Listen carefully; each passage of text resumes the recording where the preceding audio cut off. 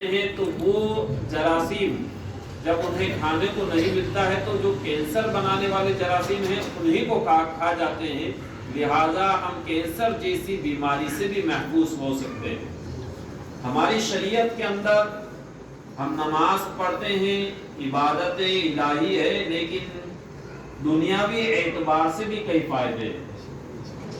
ہم غسل کرتے ہیں، وضو کرتے ہیں، ہمیں پاکیزگی حاصل ہوتی ہے، لیکن اس کے علاوہ بھی دنیاوی اعتبار سے بھی کئی فائدے ہیں۔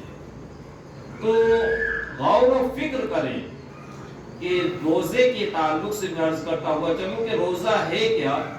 روزے کی ڈیفینیشن، تعریف، پریبھاشا جسے کہہ لیجئے کہ صبح صادق سے لے کر غروب آفتاب تک، صبح صادق سے لے کر غروب آفتاب تک نیت کے ساتھ میں، کیا نیت ہو؟ رب کی عبادت، رب کی عبادت کے لیے، وہ کھانے پینے اور جماع سے بچنے کا نام روزہ۔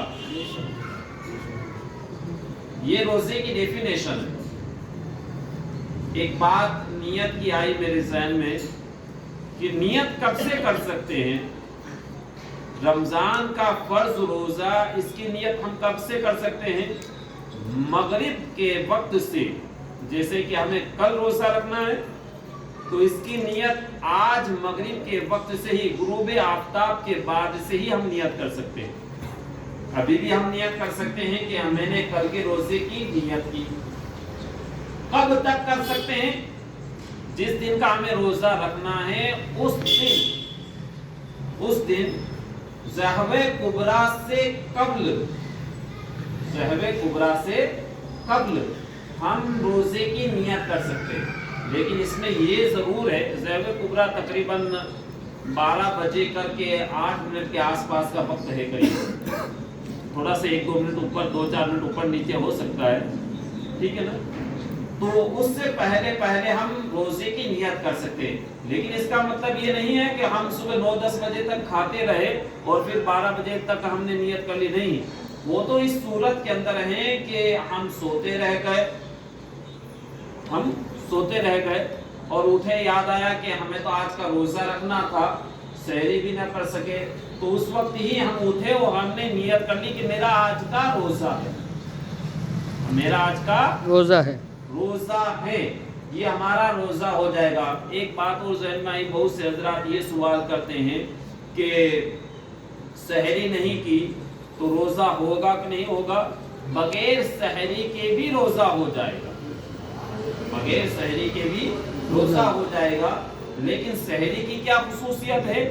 سحری کا ایک لقمہ برکت کا، سحری کی اندر جو ایک گھونٹ پانی کا پیا جائے اس میں برکت ہے، تو جتنے لقمے کھائیں، جتنے گھونٹ پانی اگر ہم سحری کے اندر لیں، وہ سب کے سب رحمت کے لقمے اور گھونٹ ہیں، لہذا جتنا کھائیں گے فائدہ مند ہے۔ اب اس سے مراد یہ نہیں ہے کہ جتنا کھائیں گے سے مراد کہ ہم اتنا کھا لیں کہ ہم خود کو پریشان ہونا پڑے، اس سے یہ مراد نہیں ہے۔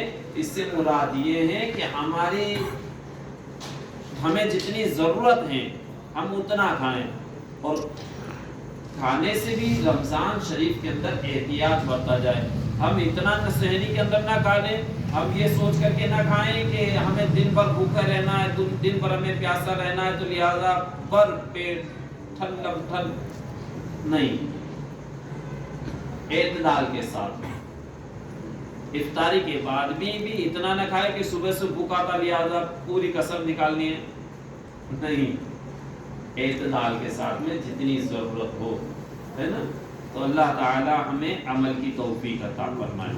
ایک اور بات عرض کرتا ہوا چلوں، روزہ ٹوٹ جانے کے تعلق سے، میری گفتگو اوپر نیچے اسی انداز سے، مسائل کے تعلق سے ہی، روزہ ٹوٹ جانے کے تعلق سے بہت سے حضرات کے ذہن میں یہ ہے کہ قے ہو جانے سے روزہ ٹوٹ جاتا ہے، الٹی ہو جانے سے روزہ ٹوٹ جاتا ہے، تو دھیان میں رکھیں کہ جان بوجھ کر کے جو قے کی جائے، جان بوجھ کر کے مطلب انگلیاں ڈال کر کے یا اور کوئی طریقے سے جان بوجھ کر کے اگر قے کی جائے اور وہ قے منہ بھر کے ہو تب روزہ ٹوٹے گا، ورنہ بے اختیار جو قے ہوئی کتنی بھی ہو اس سے روزہ نہیں ٹوٹے گا۔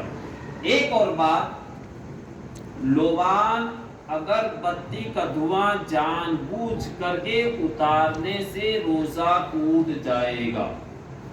میں نے پچھلی مرتبہ بھی بتایا تھا، لیکن اس میں احتیاط نہیں کیا جاتا ہے۔ ہم آستانہ مبارکہ پر جاتے ہیں، وہاں لوبان ہوتا ہے مغرب کے وقت یا ظہر کے وقت، کسی بھی وقت میں، عصر کے وقت میں، تو ہم برکت حاصل کرنے کے لیے لوبان کا دھواں لیتے ہیں۔ یاد رکھو کہ اگر روزے کی حالت کے اندر لوبان یا اگربتی کا دھواں جان بوجھ کر کے اپنے منہ کے قریب کر کے اتارا تو اس سے روزہ ٹوٹ جائے گا۔ ہاں، ویسے ہی ہم گزر رہے تھے، راستے میں لوبان کا دھواں تھا اور وہ چلا گیا منہ کے ذریعے یا ناک کے ذریعے، تو اس سے روزہ نہیں ٹوٹے گا۔ لیکن ہم آستانہ مبارکہ پر برکت حاصل کرنے کے لیے جو لوبان لیتے ہیں وہ جان بوجھ کر کے دھواں اتارتے ہیں، سونگھتے ہیں، لہذا ایسی اگر کنڈیشن پائی گئی تو اس سے روزہ ٹوٹ جائے گا۔ اسی طریقے سے دھیان میں رکھیں کہ اگر بھول کر کے اگر کھا پی لیا گیا، بھول کر کے کچھ چیز کھا لی یا پی لی تو اس سے روزہ نہیں ٹوٹتا۔ لیکن دھیان رکھیے گا اس مسئلے کے اندر کہ ہم نے بھول کر کے جیسے کہ روٹی کا ٹکڑا کھایا، روٹی کا لقمہ کھایا، وہ ہمارے منہ کے اندر ہے اور ہمیں یاد آ گیا کہ ہمارا روزہ ہے، وہ لقمہ بھی کہاں ہے؟ منہ کے اندر ہے، اور یاد آ گیا کہ ہمارا روزہ ہے۔ اب اگر اس لقمے کو حلق کے نیچے اتار دیا، یعنی کہ اس لقمے کو اگر ہم نے کھا لیا تو روزہ ٹوٹ جائے گا، تو روزہ ٹوٹ جائے گا، اور اسے باہر نکال دیا، اگل دیا تو اس سے روزہ نہیں ٹوٹے گا۔ تو جان بوجھ کر کے اگر کوئی چیز کھا لی جائے تو اس سے روزہ ٹوٹ جائے گا، اور جان بوجھ کر کے اگر کوئی روزہ توڑتا ہے کھانے سے، پینے سے یا جیما سے، جان بوجھ کر کے اگر کوئی روزہ توڑتا ہے تو دھیان رکھیے گا کہ اس صورت کے اندر اس روزے کی قضا بھی رکھنی ہوگی، اور اس روزے کی قضا کے ساتھ میں 60 روزے بھی ہمیں کفارے کے رکھنے ہوں گے۔ ایک روزہ توڑنے کے جرم میں کفارے کے لیے ہمیں کتنے روزے رکھنے ہوں گے؟ 60 روزے، اور 60 روزے بھی مسلسل رکھنے ہوں گے کہ اگر بیچ میں ایک روزہ بھی اگر چھوٹا تو واپس 1-2 سے گنتی شروع کرنی ہوگی، یہاں تک کہ اگر 59 رکھا تھا اور 60واں نہ رکھ سکے تو واپس 1 سے لے کر کے 60 روزے رکھنے ہوں گے، لہذا روزہ رکھ کر کے اور نہ توڑا کریں۔ اور دوسری بات یہ کہ بہت سے ایسے بھائی یا بہنیں ہیں جنہیں اللہ تعالیٰ نے اچھی صحت، اچھی تندرستی، اچھا جسم دیا ہے، اس کے باوجود بھی کوئی نہ کوئی بہانہ بنا کر کے، چھوٹا موٹا بہانہ بنا کر کے روزے جیسی نعمت سے محرومی حاصل کرتے ہیں، روزہ نہیں رکھتے ہیں۔ کتنی محرومی کی بات ہے، کتنی شرم کی بات ہے کہ اللہ تعالیٰ نے ہمیں جسم، روانا جسم دیا، صحت عطا فرمائی، تندرستی عطا فرمائی، اس کے باوجود بھی ہم روزہ ترک کرتے ہیں، روزہ نہیں رکھتے ہیں۔ اور بعض حضرات کو تو ایسا بھی دیکھا کہ بالکل ہٹے کرتے ہیں اور بازاروں کے اندر کھاتے ہوئے پیتے ہوئے نظر آتے ہیں۔ حضرات، یہ